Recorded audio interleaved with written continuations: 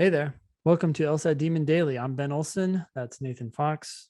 Together, we're the founders of LSATdemon.com and the Thinking LSAT podcast. Today, we have an email from Alex.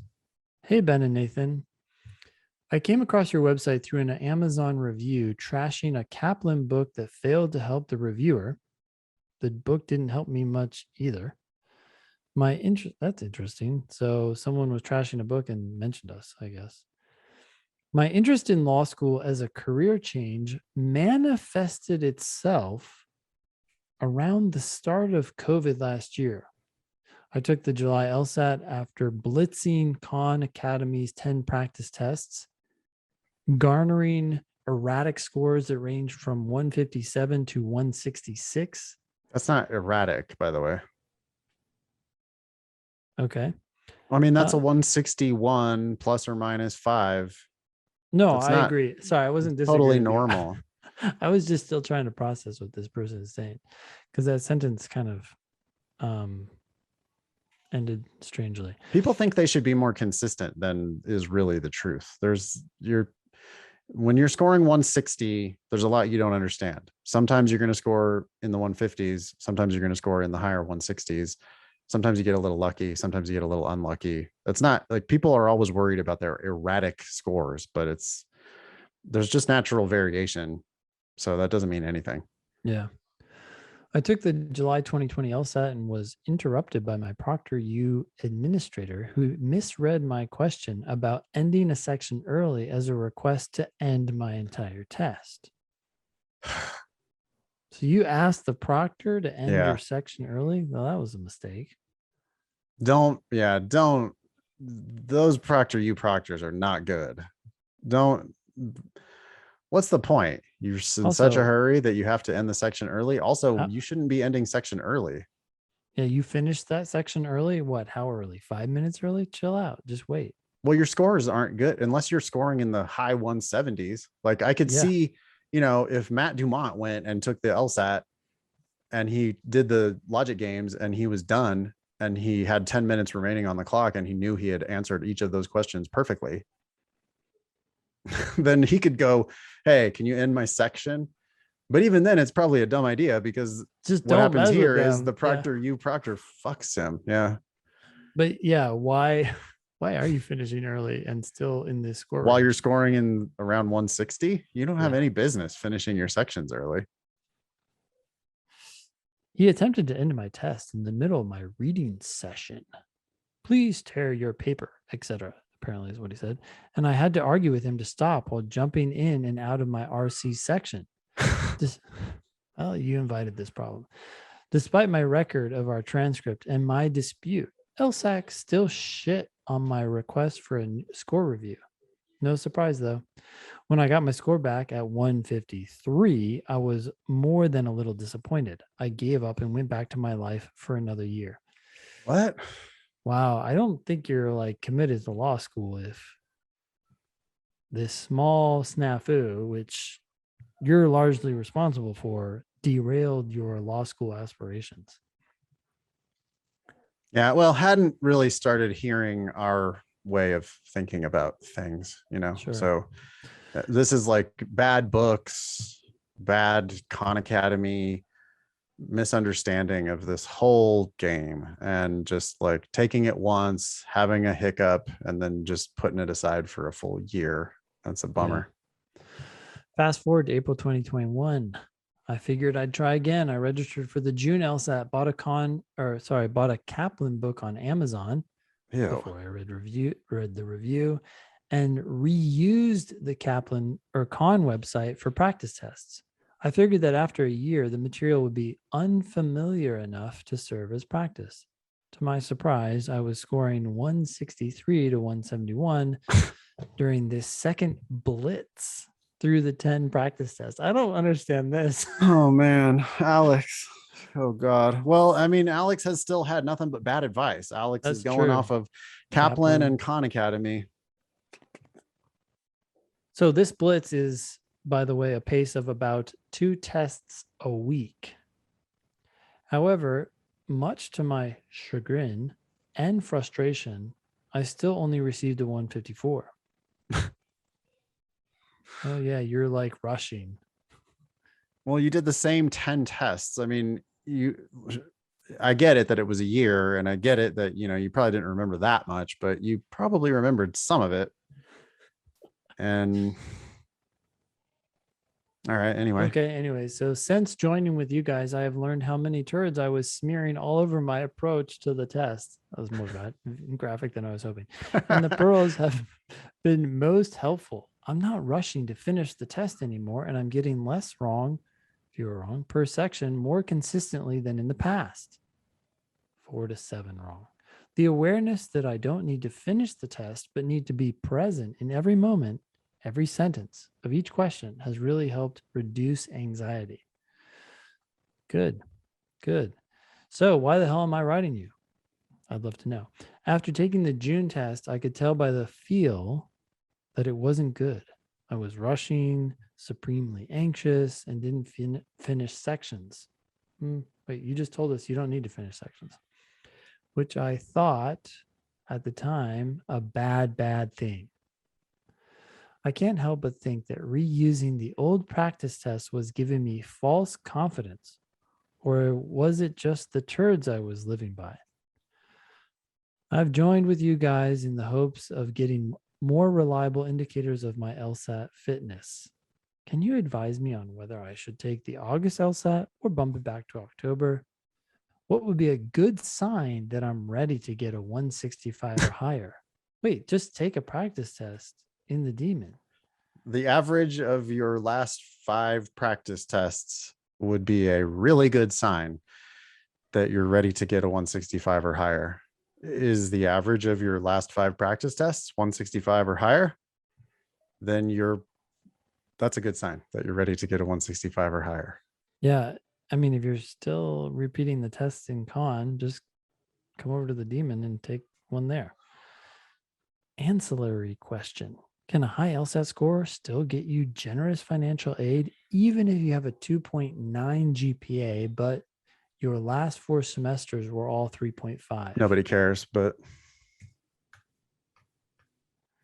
I have a question about addendums because of personal circumstances that would explain the discrepancy, but I'll leave that for another email. Don't bother. Nobody cares. I mean, like they give scholarships because they get to report your numbers on their public data. Yep. Okay. They're paying you money to use your numbers to boost their school. I think an addendum might help you get in, but I don't think an addendum is ever going to help you get a scholarship. I wouldn't bother, like personal circumstances, don't want to hear about it. Yeah. Increasing grade trend, sure. Yep. One sentence that says the GPA in my last 4 semesters was 3.5. Yeah. Period. Like you don't need to say anything more than that, or just don't even write an addendum at all. Yeah. Can you get a full ride, Ben, with a 2.9 and a 165? Because that's the number that Alex seems interested in. I don't know. I would go to lsatdemon.com/scholarships to find out. Conveniently, I've already done that. Thank you. Not going to get any money from schools in the top 30, very little money schools in the top 50.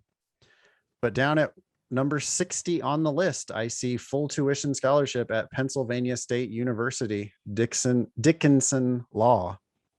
And if I sort by scholarship, yep, I can then see, if I sort by descending by scholarship, yeah, I see 15 schools all ranked. University of Missouri, 64th, willing to offer a stipend. Yeah. Howard University ranked 91st, willing to offer a stipend. Yeah. And then a whole bunch of schools ranked 100 to 200 that are willing to offer stipends. Those are in purple, highlighted in purple. The green, I see, a couple schools in the top 100 full tuition, and then a whole bunch of schools in the 100 to 200 range. Yeah. That are willing to offer a full tuition scholarship. It sucks that your grades are bad. There's nothing you can do about that. The addendum doesn't really matter. It's facts, and that's the number that they're going to have to report on their 509 and to the world. Yeah. and that ship has sailed. And you need to stop thinking about that. You need to instead do everything you can to get the very best LSAT score you can. And then you need to commit to the idea that you're not going to pay for law school. You just have to take one of these scholarships. It would be such a mistake for you to pay for law school with a 2.9 undergraduate GPA. Yeah. You're not going to get into any good, like really schools that matter. You're going to get into a fine local school that is just as good as whatever other local school. And you need to take the scholarship. Like, do not be stupid enough to be like, well, I got into USC and they're going to give me a $15,000 a year scholarship. That would be a real big mistake, because, you know, if you're interested in Los Angeles, like paying all that money to USC would be just a huge mistake. Or Irvine, that would be a huge mistake. You can instead consider Southwestern, which is going to offer you a stipend, full tuition and stipend, or just any other school that's going to let you go for free. Don't pay. Sorry for going on that rant, but yes, it is possible with a low GPA to get a full ride. You just have to decide that you don't care about the prestige of law school. Yeah.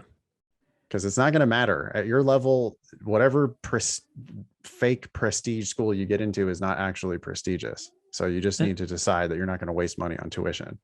In fact, if your GPA is low too, you should be going to these lower schools so that you can get a decent GPA at school, which matters for your jobs. Yeah, you're bad at school. Yeah. Like for whatever reason. And yeah, I get it. Personal circumstances. It was a long time ago. Fine. But the scoreboard shows that you're bad at school. And trust me, I know, because I'm bad at school. I got a bad undergraduate GPA. And then I also did poorly in all of my graduate degrees. Pretty much, I just did poorly because I don't like school. I'm not good at it. I don't like people telling me what to do. I don't like jumping through hoops. I don't take notes. I don't pay attention. I think I'm smarter than the teacher, you know, like I'm just a bad student. Yeah. And my undergraduate GPA clearly reflects that I'm a bad student. And my law school GPA reflects that I'm a bad student. And so I don't know, like you should go to a regional school on a scholarship, and then you should try to become a better student. You have a better chance of being a better student, at least, because you're not competing against badasses who have figured it out since high school, who have always been better than you at school. Like they got better. Yeah, they always got 4.0s throughout high school and throughout undergrad. And those are just not the people that you want to be competing with in law school. I tell you, it sounds like I was a little bit better at school than you were, but I was not the best by any means. But my second son, I don't know what his deal is, but this is why kids are just born the way they are, I guess. Yeah. Because he's one of those killers. He's not necessarily the smartest kid in the shop, but he just sits there and he does his homework until it's done. He's like, oh, I don't understand this. So then he keeps doing it. And I'm like, you're still doing homework? You're in middle school. Yeah. He figured it out in this. It's certainly not all about like the horsepower, because if it was all about the horsepower, then you and I would always have gotten a 4.0. But it's not. Like, that's why they use the LSAT and GPA to figure out, you know, who they want to admit to their school. Yeah. LSAT also is not all about horsepower. You can, though, do really well on the LSAT just from horsepower. Yeah. Then it also tests how much you're willing to prep and all that. And if you're willing to work really hard, then you can also increase your LSAT score a lot. But, you know, Alex, you need to bust your ass. You need to get the best LSAT you can possibly get. You're going to be a splitter. You're not going to get into super top prestigious schools, but you can still go for free to a regional law school. Yeah. You need that 165 or higher. We didn't advise Alex on whether to take the August LSAT or bump it back to October, but I guess that's just like your practice test scores aren't going to lie. Yeah.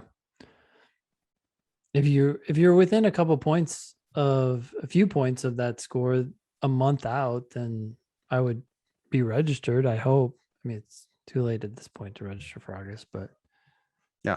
On new tests, by the way, Don't go back to con and do those same 10 practice tests again. Yeah. There's 90 total practice tests. We have them all in the daemon. I would recommend doing tests in the daemon, because then you can learn from the mistakes you make, by the way. Yeah. In the daemon, learn as much as you can. And who knows, maybe you end up in the 170s, give yourself all kinds of options for full rides. Yeah. Cool.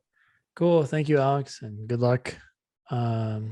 Email daily@lsatdemon.com if you'd like to ask us a question or share some exciting LSAT or law school admissions news. Thanks for listening.